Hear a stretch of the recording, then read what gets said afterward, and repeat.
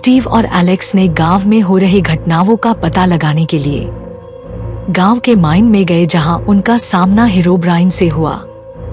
उसी रात नल ने भी गांव वालों को परेशान किया और स्टीव एलेक्स को उसने अपने साथ एक लाइब्रेरी में ले गया। उन दोनों ने चर्च और लाइब्रेरी की पुस्तकों को पढ़ा और कुछ महत्वपूर्ण पुस्तकें अपने साथ ले गए। गांव में अब सन्नाटा था, लेकिन यह सन्नाटा किसी बड़े तूफान का संकेत था। स्टीव और एलेक्स को किताबों से पता चला कि गांव के पास एक पुराना पोर्टल है जो सीधे अंधकार की दुनिया में खुलता है। उन्होंने तय किया कि वे इस पोर्टल को ढूंढेंगे और इसे हमेशा के लिए बंद करेंगे। स्टीव और एलेक्स ने गांव के बुजुर्गों से बात की और उन्हें पुस्तक से उस पोर्टल के स्थान के बारे में पता चला। यह पोर्टल गांव के माइन में थी, जहां जाने की हिम्मत कोई नहीं करता था। दोनों ने गुफा का रास्ता तय किया। यह गुफा बहुत ही गहरी और अंधेरी थी। अंदर जाने पर उन्हें एक अजीब सी ठंडक का एहसास हुआ। गुफा के अंदर अजीब सी आवाजें आ रही थीं, जो उनकी हिम्मत को तोड़ने की कोशिश कर रही थी।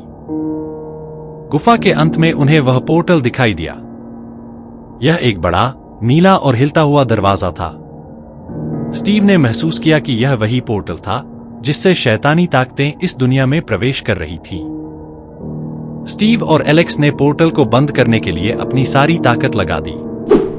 उन्होंने पोर्टल में आग लगाने की कोशिश की, लेकिन जैसे ही उन्होंने आग लगाई, पोर्टल के अंदर से एक बड़ा शैतानी जीव निकल आया। उस जीव का नाम था जोगलिन। उसने उन दोनों को ताकतवर हमले के साथ गिरा दिया।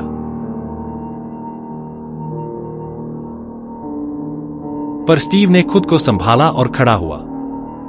उसने अपनी तलवार उठाई और कुछ कदम पीछे गया। फिर उसने दौड़ लगाई। उसके पैर से लगकर फ्लिंट एंड स्टील उसके पास आ गया।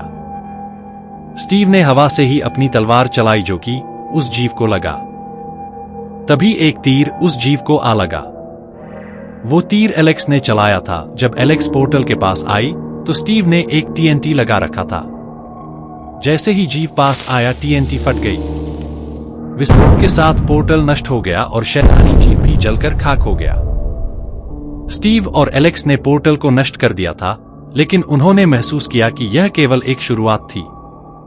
आगे और भी बड़े खतरों का सामना करना बाकी था। उन्होंने गुफा से बाहर निकलते हुए अपने कदमों को और भी मजबूत किया।